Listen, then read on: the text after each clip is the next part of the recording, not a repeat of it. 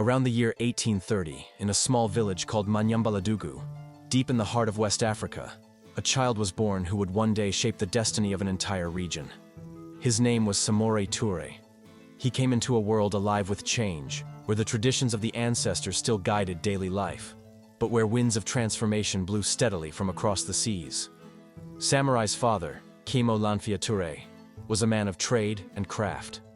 By day, he was a skilled weaver, working the threads of cotton into cloth. But he was also a merchant, carrying the fruits of his labor across villages and markets. His mother, Samore Ture, was the quiet strength of the household, a woman who nurtured him in his earliest years and instilled in him the resilience that he would need for the trials ahead.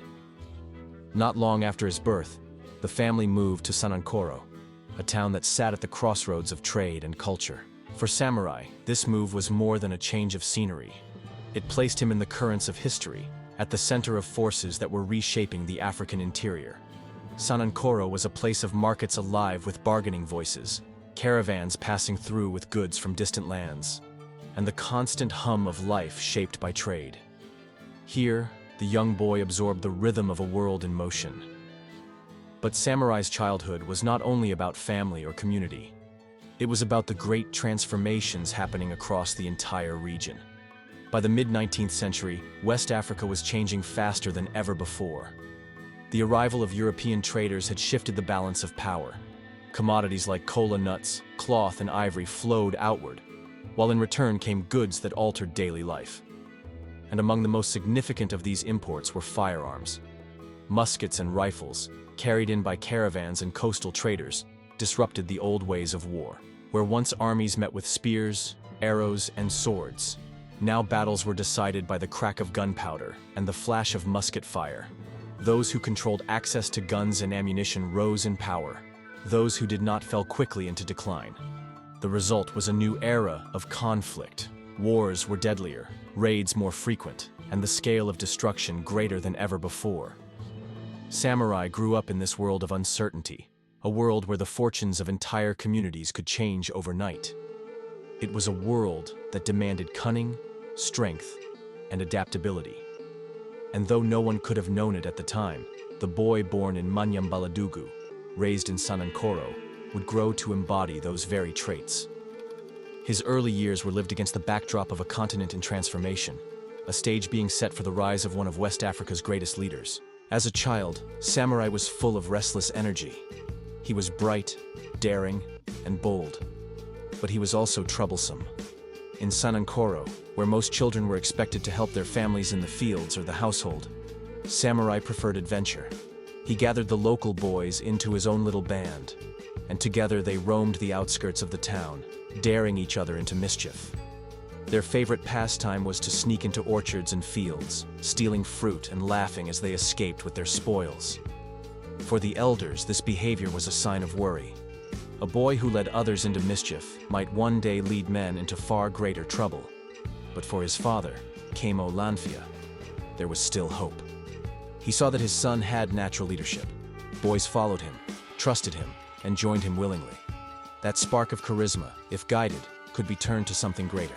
So, Kimo decided to set his son on a new path. He bought Samore some merchandise and gave him responsibility beyond his years. Samore was sent to trade, carrying cola nuts from the coast to exchange for cloth. This was no small task. Merchants traveled long distances through forests and savannas, along dangerous roads where raiders lurked. For a boy who once raided orchards, this was a lesson in discipline, in patience, and in the art of negotiation. In the marketplace, Samore learned the value of words as much as weapons.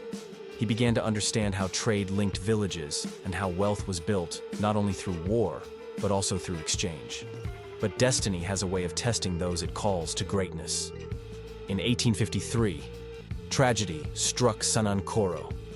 The Sise clan descended upon the town in a violent raid. Their leader, Prince Sere Brahima, brought chaos and fear. Houses were looted, families torn apart, and lives shattered. In the attack, Samore's beloved mother, Samore Ture, was captured and carried away. For Samore, this was a wound deeper than any loss he had ever known. To him, his mother was not only a parent but a pillar, the one who had given him strength as a child. To see her dragged away in chains was unbearable. And so, with courage beyond his years, Samurai made a decision that would define his future. He went to Medina, the seat of the Sisei, and there he made his offer. He would exchange himself for his mother. In an act of sacrifice, he gave up his freedom so that she might return home. The Sisei accepted. Samurai entered into 7 years of service to their clan, and Sokono was released. In the service of the Sisei, Samurai became something far more than he had been. He was no longer a mischievous boy, no longer merely a merchant's son. He was now a warrior. Under their banner, he learned to handle firearms, the new instruments of power that were reshaping all of West Africa. He studied the arts of war, how to fight in formation, how to plan campaigns, how to lead men with discipline. He absorbed the lessons of survival, of endurance, of leadership forged in fire. It was also during this time that he embraced Islam more fully. Surrounded by warriors who fought not only for wealth, but also for faith, Samurai began to see religion as both a personal guide and a source of authority. His intelligence, his bravery, and his discipline set him apart.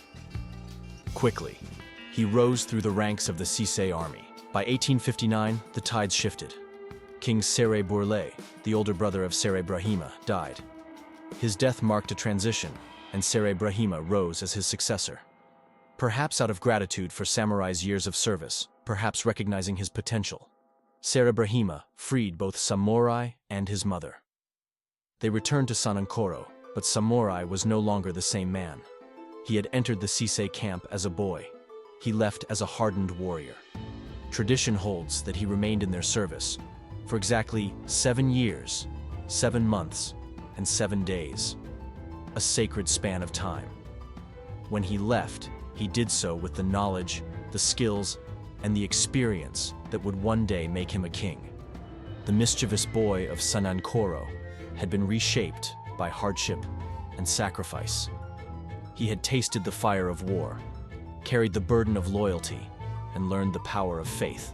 And though he returned to his homeland, his path would never again be that of an ordinary man. His destiny was already unfolding, one battle, one lesson, one sacrifice at a time. When Samurai returned to Sanankoro after his years with the Sisei, he was no longer a boy. He was a warrior, shaped by hardship and hardened by discipline. But the question remained: what future could a man like him build in a land so divided? At that time, the Manding region was a place of unrest. It was a world of war bands, roaming groups of armed men who blurred the line between protectors and predators. Some offered safety to villages in exchange for tribute. Others lived by raiding, little better than bandits. In such a world, strength determined survival, and men who carried rifles commanded both fear and respect. Samurai tried to live quietly, but his restless spirit would not allow it, nor would the times. With the land fractured and violence ever present, there was little room for peace. And so, he joined one of these bands, throwing in his lot with other fighters who lived by the sword. At first, his reputation as a skilled warrior gave him a place among them. But men with ambition rarely stay content in the shadows. Samurai was not one to follow blindly. He questioned the leader's decisions, challenged his authority, and made it clear that he was no ordinary soldier.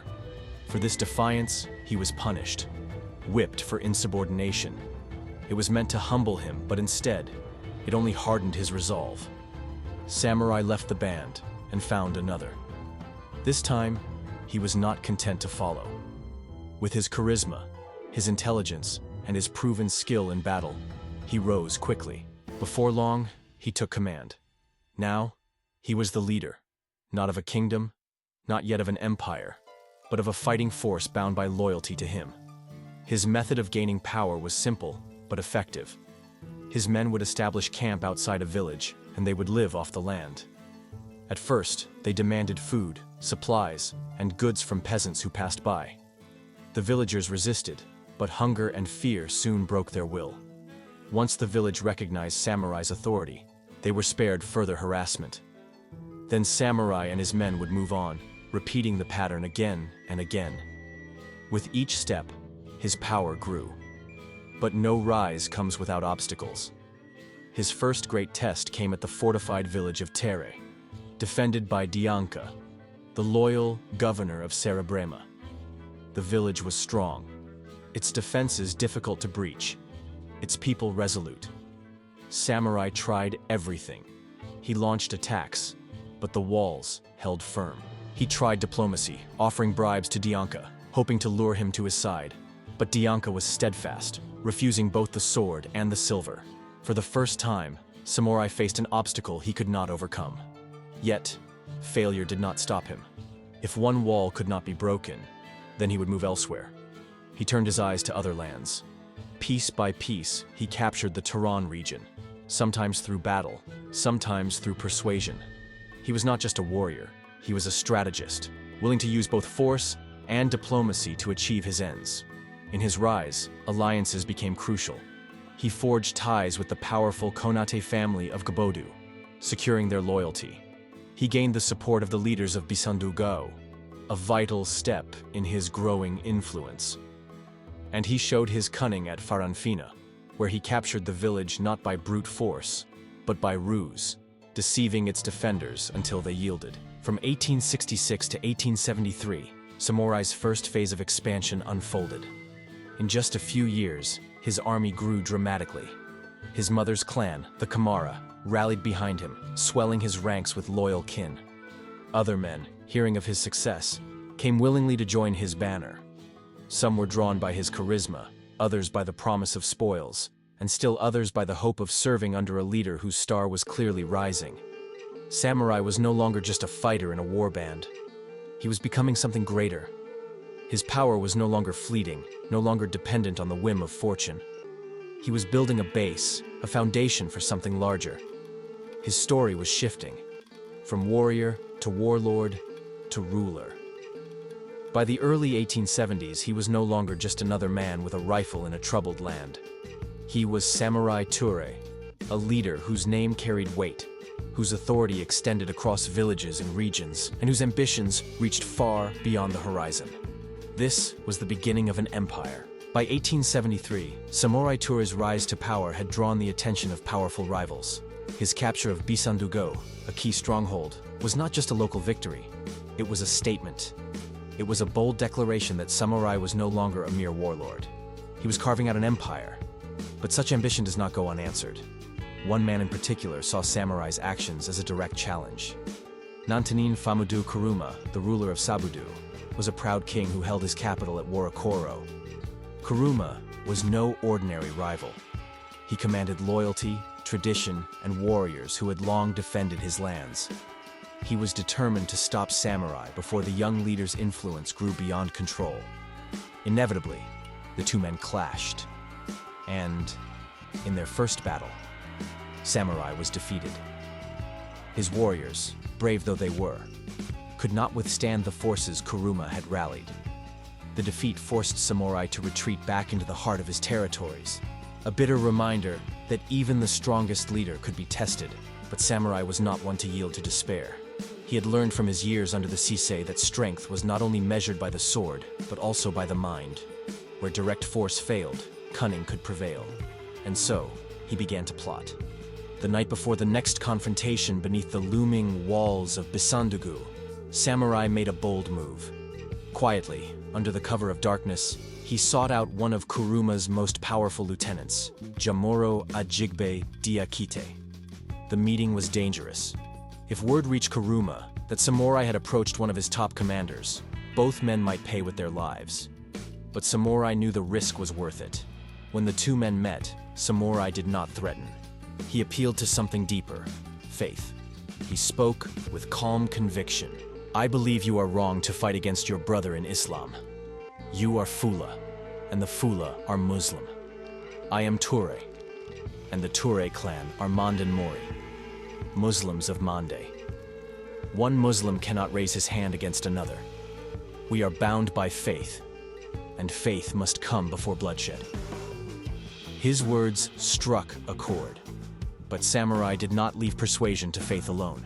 He offered gifts, a large bribe, including kola nuts, the prized fruit of trade and hospitality across West Africa.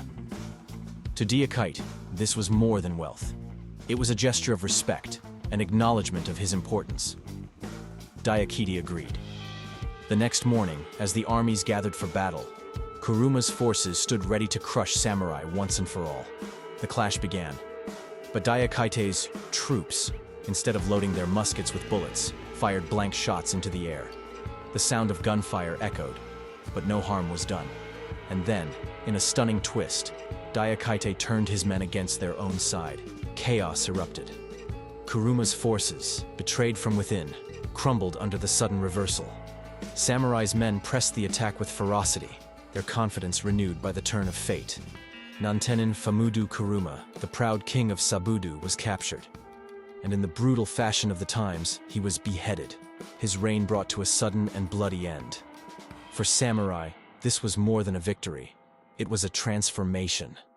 With Kuruma defeated, samurai now stood as Fa'ama, military ruler, of all the land between the Milo, the Sankarani, and Dion rivers. His authority was no longer confined to scattered villages or temporary alliances. He commanded a region, a people, and the respect of allies and enemies alike.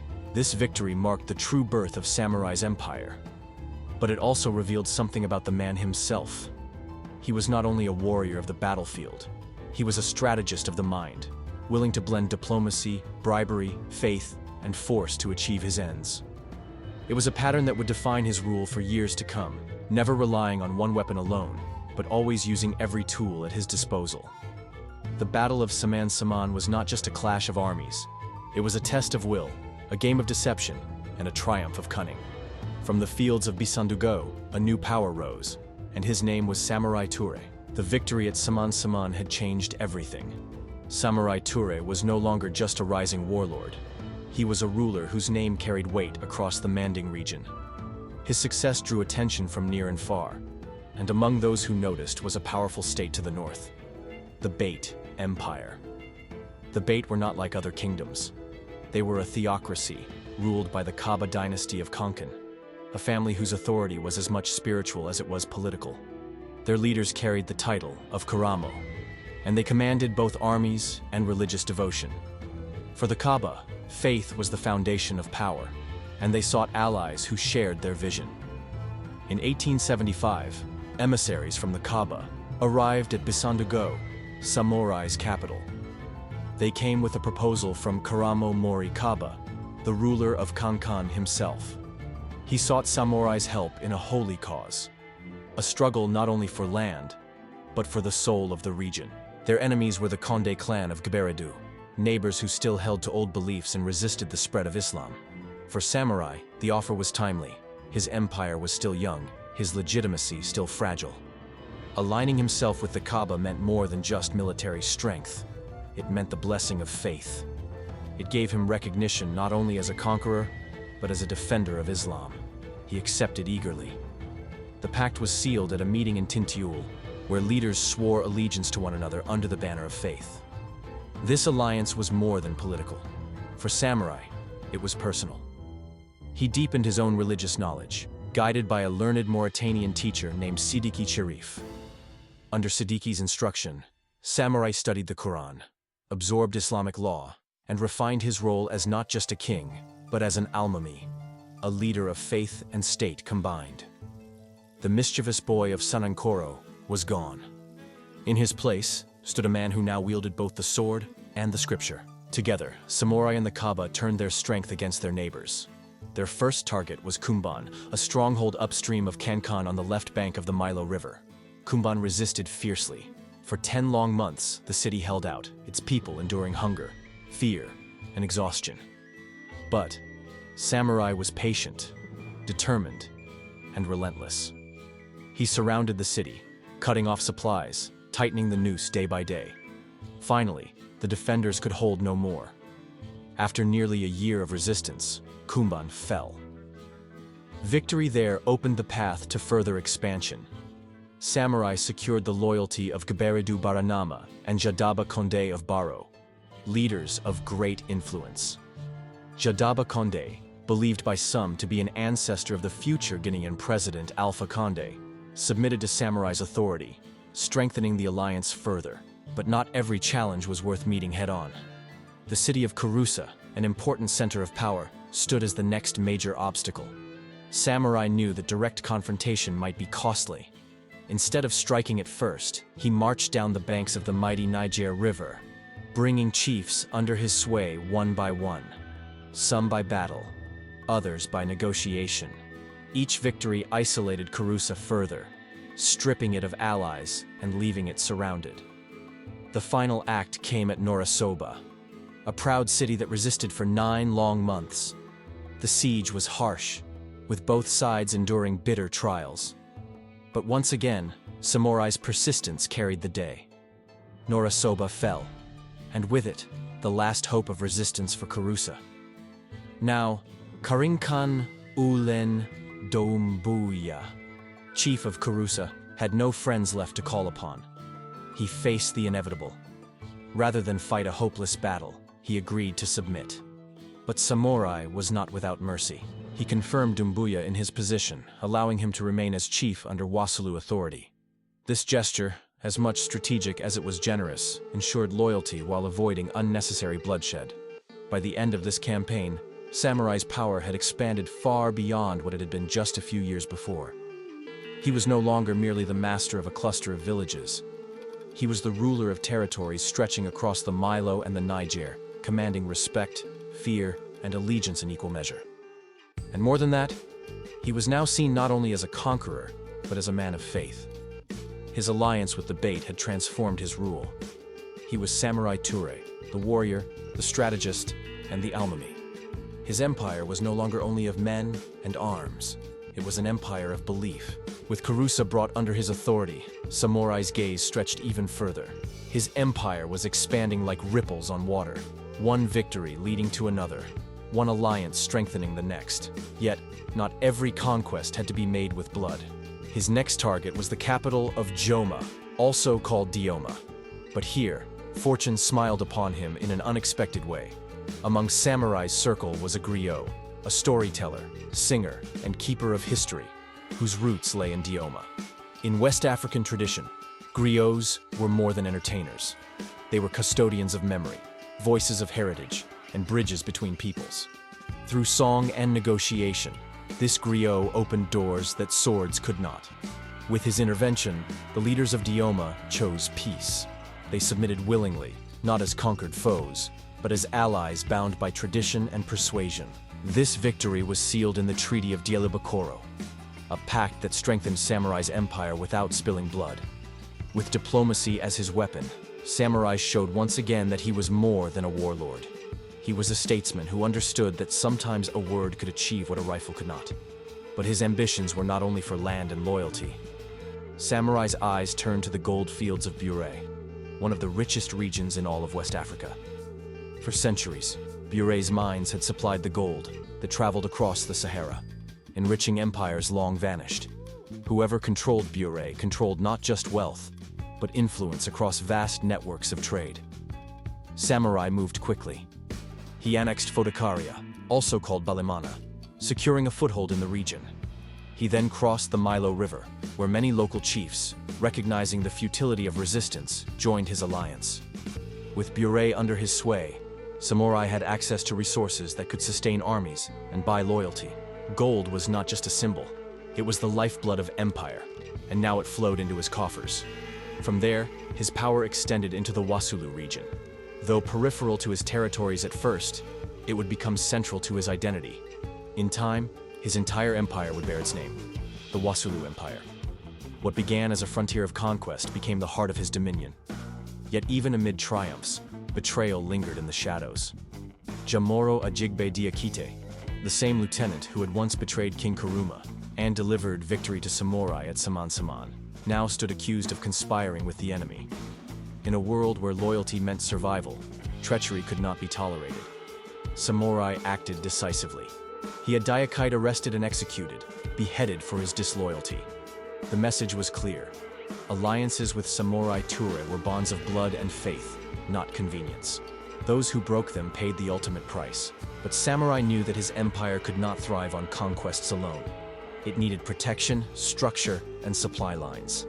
Above all, it needed weapons.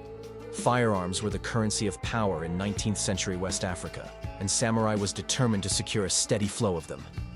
To protect his arms caravans, he turned to diplomacy once more. In 1878, he signed a non-aggression pact with Agwibu Tall of Dingwere, securing safe passage for traders and goods. A year later, he forged a stronger alliance with the Almami of the Imamate of Futa Jalon, Ibrahima Sori Dara. This was no small feat, for the Imamate was a respected theocratic state, and its support gave samurai further legitimacy. Samurai also showed respect to the legacy of those who came before him. The son of El Hajj Umar Tall, the great conqueror of the mid-19th century, had died at Norisoba during one of Samurai's campaigns. Samurai arranged for the young man's remains to be sent to Dingwere for burial, honoring him in death and securing goodwill among the Tall family. Meanwhile, samurai established ties with a new and powerful force in the region, the Europeans. Through the port of Freetown in Sierra Leone, a British colony, he imported breech-loading rifles, modern weapons that gave his army an edge over rivals still fighting with muskets. Though the British were cautious not to provoke the French, who also sought dominance in the region, they allowed samurai access to weapons, seeing him as a useful counterbalance in the complex politics of West Africa. These rifles were more than tools of war. They were symbols of progress, of modernity, of a leader who understood that survival in the new age required adaptation. Samurai was not fighting the wars of the past. He was building the armies of the future. By 1878, his confidence matched his strength. With his army strong, his gold reserves secure, his alliances steady, and his weapons flowing, Samore declared himself Fama, the military leader of the Wassoulou Empire. It was a proclamation not just of power, but of permanence. Samurai was no longer simply a man leading a band of warriors. He was the ruler of an empire, with faith as his banner, gold as his lifeblood, and rifles as his shield. The mischievous boy who once raided orchards had become the architect of one of the most formidable states West Africa had ever seen. And though challenges lay ahead, challenges from rivals, rebels, and Europeans, Samore Ture had made his mark. The Wassoulou Empire had been born. By the late 1870s, the empire samurai had built was strong, but it was far from unchallenged.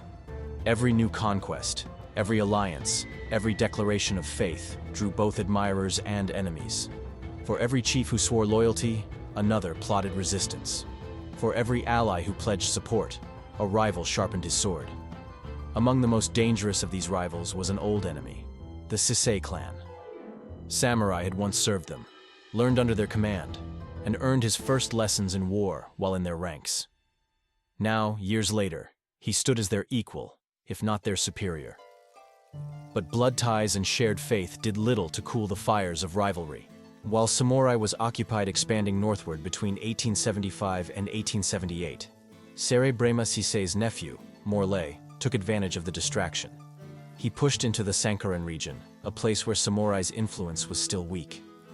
There, Morlaix struck at some of Samore's allies, threatening the fragile web of loyalty that bound the Wassoulou Empire together. At first, Samore attempted diplomacy. Letters were sent, emissaries dispatched, appeals made to faith and kinship. But the Sisay were unmoved. Morlaix's aggression continued, and the time for words gave way to the time for war. Samurai gathered his forces and marched. On the way, he passed through Kankan, the stronghold of the Kaba dynasty, his allies from the Holy Pact of Tintiul. He asked them to contribute troops for the campaign, but the Kaba hesitated. The Sisay were fellow Muslims, bound to them by ties of marriage as well as religion. Worse, they felt sidelined in the alliance, overshadowed by Samurai's growing power. With reluctance, they refused. This was more than a disappointment. It was a betrayal. The Accord of Tintiul, once the foundation of unity, was broken. Samurai was faced with the possibility of fighting two wars at once, one against the Sisay, another against wavering allies. But Samore was a man of strategy. He left his brother, Keme Brema, to besiege Kankan, ensuring the Kaba would not move against him, while he himself pressed forward to confront Morlaix. The campaign was swift and decisive. At Sirinkuro, Morlaix was captured. His defeat demoralized his followers, but the Sisay were not finished yet. They sent an army to rescue him, hoping to reverse their fortunes. Samurai met them head-on and crushed them. With Morlaix a prisoner and their forces scattered, the Sisay were left vulnerable. Samurai then turned his attention to Serebrema Sisay, who had entrenched himself in Warokoro. Samurai's forces surrounded the town, cutting it off from supplies and escape. Resistance was short-lived. Soon, Warokoro fell, and with it, another piece of the Sisay's power. Meanwhile, in Kankan, Kemibrema maintained the siege. The city was not alone in its defiance.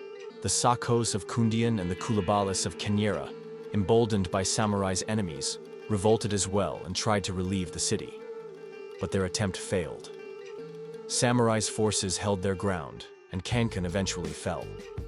For Daye Kaba, commander of Kankan's suburb of Karfamoria, the defeat spelled ruin. He fled to Kenyera, then onward to Segu, where he sought refuge with Ahmadu Tal, the ruler of the Tukulur Empire. But his flight did not save his dynasty. The once proud Kaba family was stripped of power in Kankan.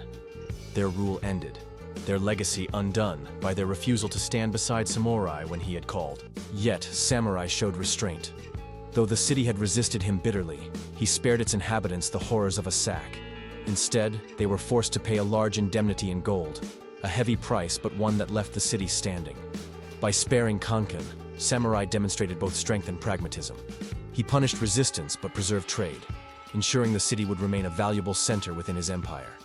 With Kankan secured, with the Sisay defeated, with revolts crushed, Samurai's empire stretched wider than ever before. It now encompassed much of present-day Guinea and southern Mali, extending westward to the borders of Sierra Leone and eastward toward northern Côte d'Ivoire. The mischievous boy who once stole fruit from orchards, the warrior who once offered himself in place of his mother, had now become the master of kingdoms, the conqueror of rivals, the architect of an empire. The Wassoulou Empire was no longer an ambition, it was a reality. And its ruler, Samore Ture, stood as one of the most formidable leaders West Africa had ever seen. By the late 1870s, the shadow of Europe was creeping deeper into the African interior. The French, already entrenched in Senegal, began pushing eastward, hungry for territory and determined to carve their way across the continent. Their vision was bold: to extend their empire across West Africa, linking Senegal on the Atlantic coast to their bases in Côte d'Ivoire, and eventually stretching all the way to the Nile in what is now Sudan. For the French generals and colonial administrators, this was not just a map, it was destiny. For the African kingdoms that lay in their path, it was an existential threat. And for Samore Ture, the rising ruler of the Wassoulou Empire, it was a challenge he could not ignore. Conflict was inevitable. The spark came from an old rival, Daye Kaba, the fugitive from Kankan. After his dynasty was stripped of power, Kaba had fled eastward, searching for allies to reclaim what he had lost. He found them among the French.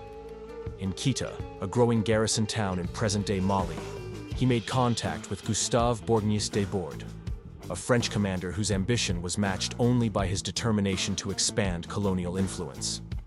Bourgnis Desbordes saw in Kaba a useful tool. By propping him up, the French could destabilize Samurai's growing empire and expand their foothold. He sent an envoy to Samurai, bearing a message as audacious as it was provocative. The town of Kinyeran, where Kaba had taken refuge, was now a French protectorate. To the French, this was a statement of power, a claim over African land and African lives. But to Samurai, it was an insult. Protectorate over his enemies? Without his consent? The message was clear. The French were declaring their authority in lands Samurai considered his own. His response was swift and decisive. On February 21st, 1882, Samurai marched on Kinyeran. His forces descended upon the town, and in a storm of fire and fury, Kinyeran was sacked. The French declaration of protectorate meant nothing in the face of Samurai's resolve. Kaba's refuge was destroyed, his alliance with the French exposed as a fragile shield. A French relief column was dispatched, racing to intercept Samurai's forces. But they arrived too late to save Kinyeran. Furious and humiliated, they pursued the Wassoulou army, determined to make an example of Samore Ture. The chase carried them to the small village of Samaya, where, on February 26, 1882, the two forces clashed in a battle that would echo across the region.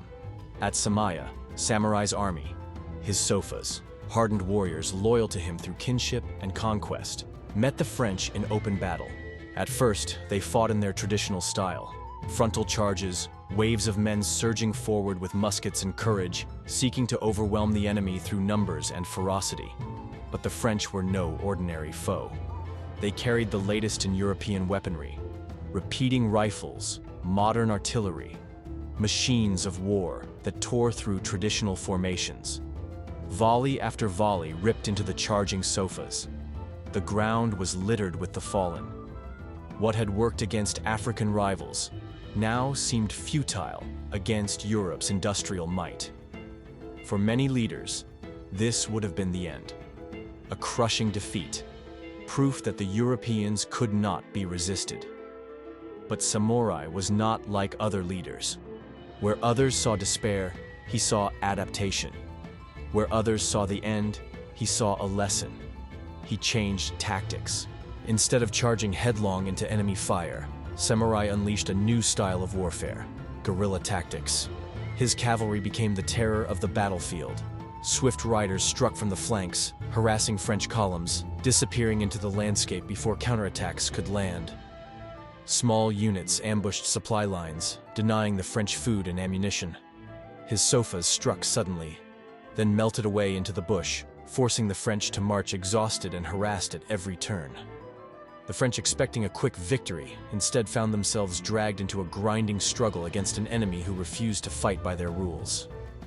By the end of the campaign, the French were forced to retreat to the Niger River, harassed and humbled by the very man they had sought to crush. The Battle of Samaya was not just a military engagement, it was a statement. Samore Ture had faced the might of Europe, and he had survived. More than that, he had forced them to retreat. Across West Africa, word spread like wildfire. Chiefs and warriors, once uncertain of whether resistance was possible, now saw proof. The Europeans were not invincible. Samore had stood against the Tubab, the foreigners, and lived to tell the tale. His prestige soared. Warriors flocked to his banner. His recruitment swelled. And most importantly, he had found a blueprint for future battles. No longer would Samore rely solely on the old ways of war. He had seen the power of European weapons, and he had learned how to turn speed, mobility, and cunning into weapons of his own. From Samaya onward, every battle with the French would carry the lessons of adaptation, resilience, and defiance. In that moment, Samore Ture became more than an African king. He became a symbol of resistance, the man who could stand up to empire and prove that Africa would not bow quietly. The war with the French had only just begun. But Samore had already shown the world that this was no ordinary struggle. It was a fight for survival, for dignity, for the right of a people to decide their own destiny. And Samore Ture was ready. The dust of Samaya had barely settled before new challenges emerged. Samure's victory had shown that the French could be resisted, but it had not ended their ambitions. If anything, it had hardened their resolve. On the banks of the Niger River lay the town of Bamako, a place of immense strategic importance. Whoever controlled Bamako controlled trade routes and river crossings that tied the interior of West Africa to the coast. For the French, Bamako was the key to their dream of empire. For Samore, it was a gateway he could not allow to fall completely into foreign hands. After their defeat at Samaya, the French moved swiftly. On February 1st, 1883, they rushed a force to Bamako, determined to plant their flag and build a fort before Samore could respond. The fort rose quickly, a symbol of French resolve, its walls a challenge to anyone who dared contest their presence. But Samore was not idle. He dispatched his trusted brother, Kabi Brema, with a force to confront them. Kabi Brema's task was not merely to fight, but to outmaneuver, to lure the French from behind their defenses, where their rifles and artillery gave them the advantage. In early April, the two forces clashed at Woyo Wayanko Creek. The fighting was fierce. In the first encounter, Kabi Brema triumphed, driving back the French and showing once again that they were not invincible. But the struggle did not end there. The French regrouped, their discipline and firepower turning the tide. In the second battle, KB Brema was forced to retreat. Bamako, though shaken, remained in French hands. The war was no longer one of quick raids or single battles. It was becoming a contest of endurance, a struggle of sieges, counterattacks, and diplomacy as both sides sought allies. Samurai understood that survival required more than victories in the field. He needed weapons, modern, reliable, and plentiful. And so, in January 1885, he turned not to a battlefield, but to diplomacy. He sent an embassy to Freetown, in the British colony of Sierra Leone. There, his representatives made a bold offer. Samurai was willing to place his empire under British protection. For the British, the offer was tempting. A protectorate over the Wasulu Empire would give them a powerful ally against French expansion. But the politics of empire were delicate. Britain and France were locked in rivalry, but neither wished to ignite full-scale war in West Africa. The British hesitated. They declined to extend official protection. Yet, they did not turn Samurai away empty-handed. Instead, they gave him something perhaps even more valuable: access to modern, repeating rifles. These weapons, purchased in large numbers, gave Samurai's army a firepower that rivaled even the French. The British had refused to tie themselves formally to his cause, but in practice, they had armed him for the battles to come. And those battles came swiftly. In the same year, 1885, the French launched a bold new expedition under Colonel Avai A. Combs. Their goal was the Buret goldfields, the economic heart of Samurai's empire. If they could seize Buret, they could cripple him, not just militarily, but financially.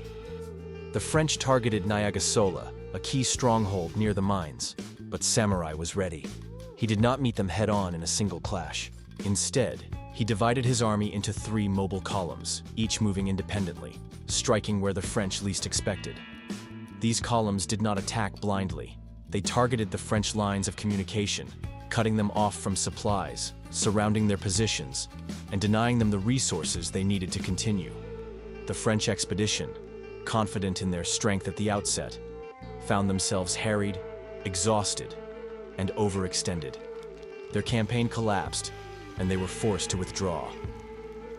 It was another triumph for Samurai, proof of his adaptability and his skill as a strategist.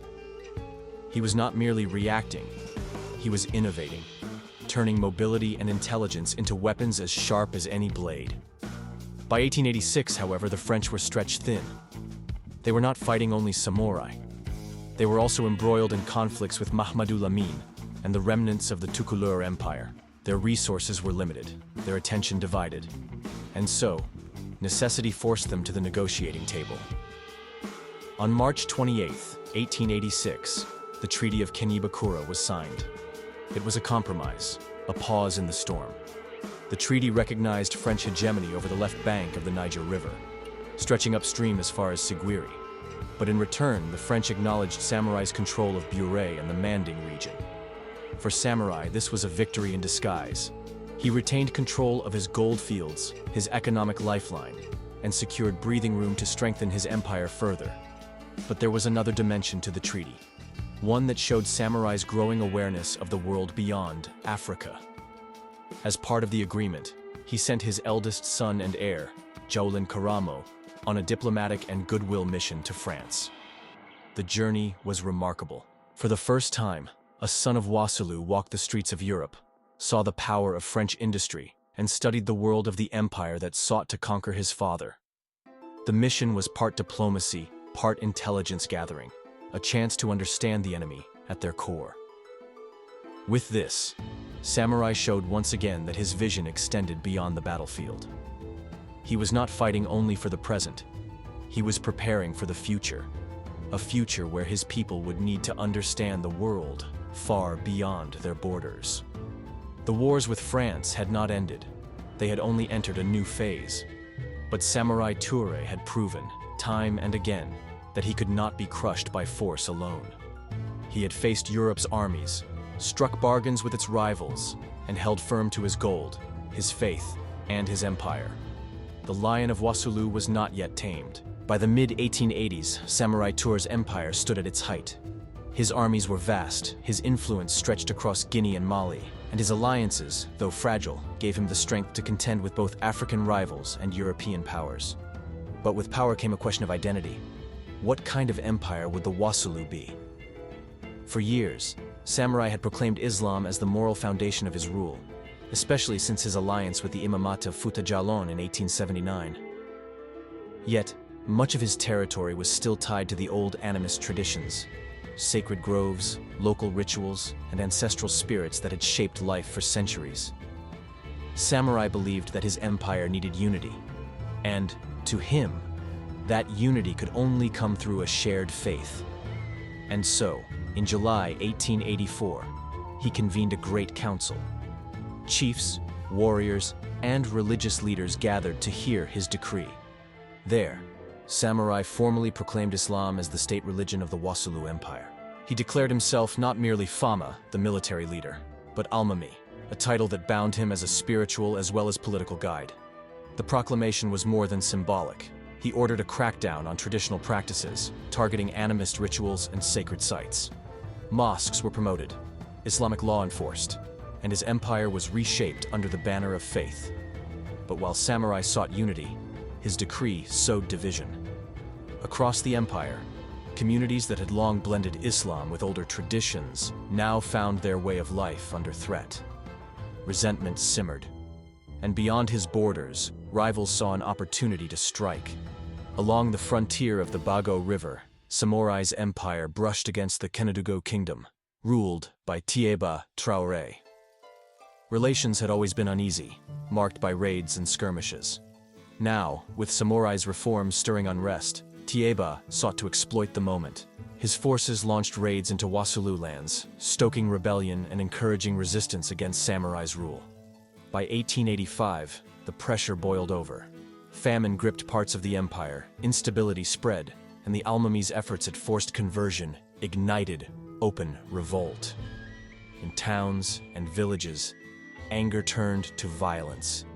Sacred shrines destroyed by Samore's men became symbols of defiance. His soldiers, the Sofas, found themselves under siege not only from outside enemies, but from their own subjects. At Sion-Dougou and Foulala, rebels struck with ferocity. Sofa garrisons, once feared, were overwhelmed and massacred. For the first time, Samore's rule seemed fragile, not from the cannons of the French or the armies of rival kings, but from within his own empire. Samore acted swiftly. He turned to the man he trusted most, his brother, Keme Brema. Keme Brema marched with ruthless determination, tasked with crushing the rebellion and restoring order. His campaign was brutal. Villages that resisted were punished harshly. Crops were seized, populations starved into submission, and rebels were hunted down without mercy. By the end of the 1887 dry season, the rebellion was broken. The last holdouts, weakened by hunger and cut off from supplies, surrendered. Peace, if it could be called that, returned to Wassoulou. But it came at a cost. The rebellion had scarred the land, deepened resentment among the people, and shown that the empire's strength was not unshakable. Still, Samore understood that internal order was only one part of survival. To the north, the French continued their march across West Africa. And though he had bloodied them in the past, he knew that constant war on multiple fronts could destroy even the strongest empire. He needed time, breathing space, and if possible, allies, or at least the illusion of them. On March 23, 1887, Samore signed the Treaty of Bissandougou with the French. The terms were not unlike those of earlier agreements. Each side acknowledged the other's sphere of influence. This time, however, Samore accepted a French protectorate, though in truth he saw it as unenforceable.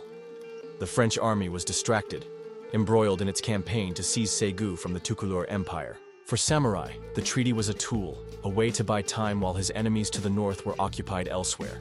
With the French temporarily pacified, Samore turned his gaze to his most dangerous African rival, the Kenadougou kingdom. Tieba Traoré had stoked rebellion in his lands, tested his borders, and undermined his authority. Now, samurai sought to end the threat once and for all. In April 1887, his armies marched on Sikasso, the capital of Kenadugu. The city was no ordinary target. Its defenses were legendary. Massive earthen walls, known as the Tata, ringed the city, forming one of the strongest fortresses in all of West Africa. Tieba Traoré commanded a disciplined army and a determined populace, ready to fight to the last. Samurai laid siege. His forces surrounded Sikasso, cutting off its lifelines, just as he had done to so many towns before. But this would be no quick victory. The siege of Sikasso would last not weeks, not months, but 15 long months. It would test the endurance of his army, the loyalty of his followers, and the very limits of his empire's strength. The war with Kenadugo had begun. And in the struggle for Sikasso, the Wasulu Empire would reach both the height of its power and the first signs of its decline.